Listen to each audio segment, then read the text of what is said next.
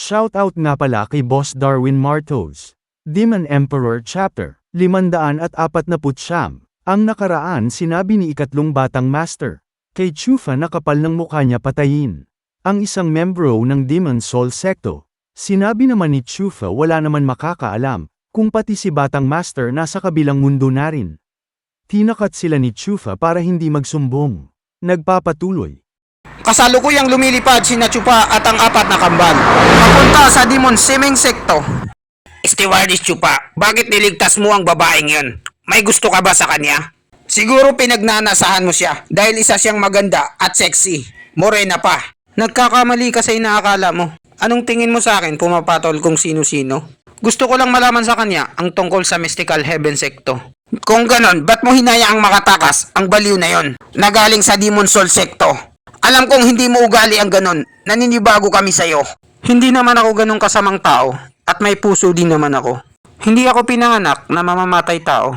At saka, membro siya ng malakas na sekto, malalagay sa peligro ang buhay ko.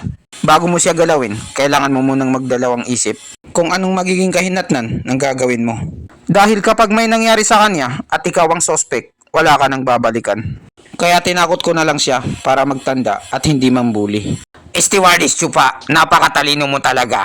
Walang palya ang mga diskarte mo. Talagang isinasaalang-alang mo kung anong magiging kahinatnan. Ha ha ha! Hindi talaga ako magtataka kung bakit nagustuhan ka ng pinuno ng sekto. Dahil isa kang pambihirang tao. Bihira lang makita ang mga kagaya mo. Oo nga pala, may tatanong ako sa'yo. Narinig ko kanina na may sinasabi ka tungkol sa 3 sekto na nasa gitna at 3 nasa baba. Ano ang ibig sabihin nun?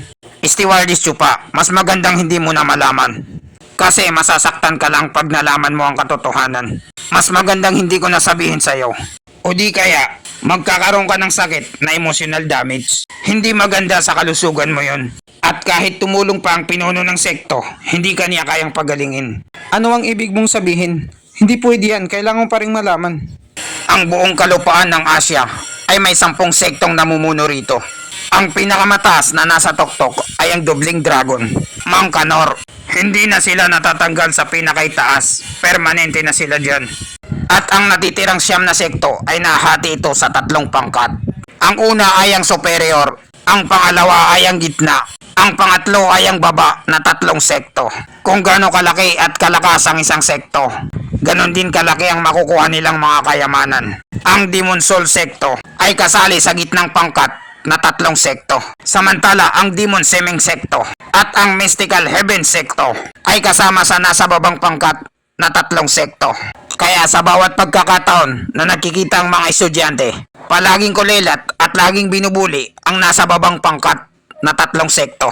Kaunti lang kasi ang kayamanan na pumapasok dito. Tama ang sinabi niya, kagaya ng nakaraan. 60 taon na ang nakakalipas. Yun ang pinakamasamang nangyari sa aming apat. Nakipaglaban kami at nagtulungan kaming apat para manalo. Pero hindi namin kinaya sa bandang huli. Ginamitan nila kami ng pandadaya para masira ang malupitang pormahan namin. Gumamit sila ng isang demonyong bagay, kaya natalo kami. Kaya ang pinuno ng sekto ay nakapagdesisyon na itapon na lang kami sa bundok na may maraming kidlat. Napakatagal naming nagtiis at namuhay doon. Ngayon lang kami nakalaya ulit pagkatapos ng 100 taon. Bobo ka talaga, ikatlong kambal. Di ba napag-usapan na natin to? Na wag niyong babanggitin ito ulit. Bakit mo ito ikinukwento sa kanya?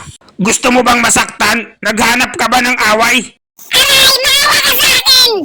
Kung ganon, dahil ang Mystical Heaven Secto at tayo nasa ibaba na pangkat na 3 sekto, mas mahina tayo sa kanila. Pero bakit ang Mystical Heaven Secto ay lumalaban pa rin kanina? Nakikipag-agawan sa Demon Soul Secto para sa halamang gamot.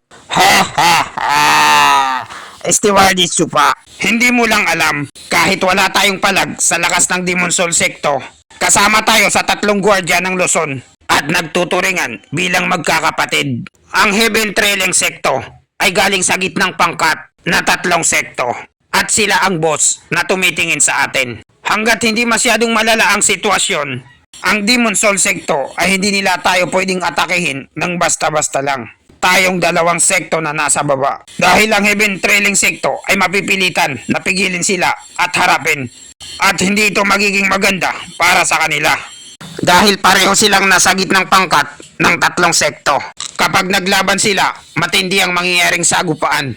Ganun pala ang nangyari. Nung sinetap nila ang beast timing sekto, gamit ang kaluluwa ng tatlong mga matatanda, sigurado ako na lahat silang tatlong sekto ay sumali. Magkakasabwat. Hindi nakakapagtaka, noong araw na si Batang Makulit ay nanggugulo sa buong Luzon. Ang tatlong sekto na gwardiya ng Luzon ay wala silang pakialam. Dahil wala naman silang kikitain dito, walang tutubos kay Batang Makulit.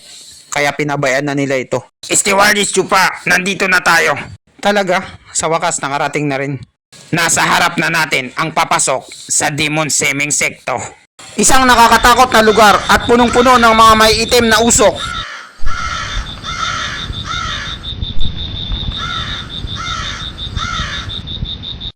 Lumapit na dito ang apat na kambal. At nagsimula na silang magbanggit ng orasyon. Pumila ka muna dahil wala akong pera. Pahiram muna. Abracadabra, bumukas ka! At ayun na nga, bumukas na yung lagusan papasok sa Demon Seming Sekto. Sa sobrang excited, hindi na nagpaatubili si Chupa at siya na ang unang pumasok. Saka sumunod sa kanya yung apat na kambal. Hay, napakasarap ng hangin dito. Isa talaga itong liblib na lugar, pang sekto talaga, kahanga-hanga. Maganda mag-travel dito at ito ang perpektong lugar para makapag-unwind at vacation. Dito maganda mag-practice at magpalakas. May isang napakabilis at papalapit kay Chupa. Sino to? Balak niya kong katayin. Kailangan kong makailag, tatamaan niya na ang liig ko. Sino ka? Anong ginagawa mo dito? Magnanakaw ano?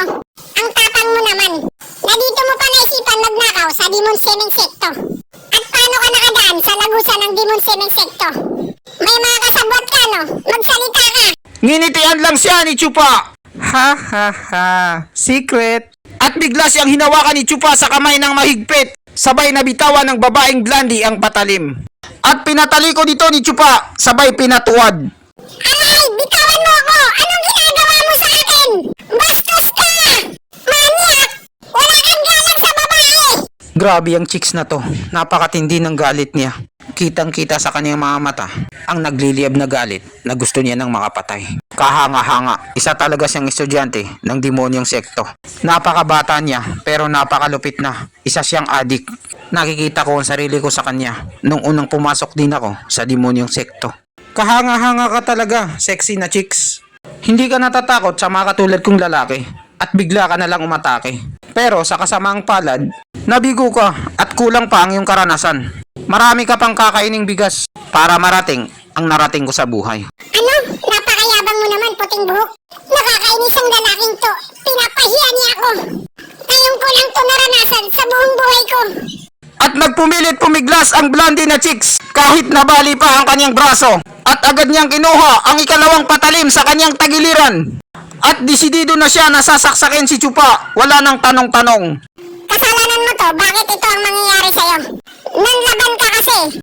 Napatungangan na lang si Chupa at walang nagawa sa bilis ng mga pangyayari. Paano naging kasalanan ko? Wala naman akong ginagawa sa iyong masama. Kayo talagang mga babae, lagi na lang tama. At sinaksak niya na nga si Chupa sa puso. Ang sakit.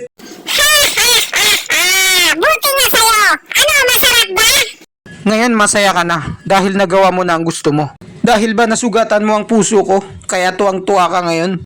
Nilabas na ni Chupa ang kanyang natatagong chakra. Nagliliyab na ang buong katawan niya ng Amaterasu. At na-activate na rin ng Mangyako Kamui Sharingan. Masyado kang malupit sa makinis at magandang katawan mo. Magkapareho lang tayo. Dati ganyan din ako. Nagiging mayabang ka na at masyadong kampante. Dahil nakaisa ka na sa akin. At tumigil ka na sa pag-atake. Hinayaan mo ang sarili mo na maging bukas at pwede kang atakihin. Na diretso sa kamatayan mo. Yan ang kadalasan na pagkakamali ng mga kabataan ngayon. Dapat focus ka lagi sa laban. Huwag mong bibigyan ng pagkakataon ang kalaban mo. Kakaiba ang lalaking to. Kahit sinaksak ko na siya sa puso, nakangiti pa rin siya. At nagawa pa niya akong sermonan. Hindi kaya ginawa niya talaga yon. Sinadya niyang magpasaksak sa akin. Para ma-pull ako sa kanya. At biglang hinugot ulit ni Batang Blandy ang kutsilyo sa katawan ni Chupa. Kung ganon, hindi ka namatay sa isang saksak. Sasaksakin kita ulit hanggang sa mamatay ka. Tikman mo ulit itong isa. At umatake ulit si Batang Blandy sa pangalawang pagkakataon. Tatamaan ulit ng saksak si Chupa sa leeg, pero halatang wala siyang balak umilag. At dito nagtatapos ang chapter 549. Maraming salamat po sa panunood nyo. Mag-subscribe para laging updated sa buhay ni Chupa.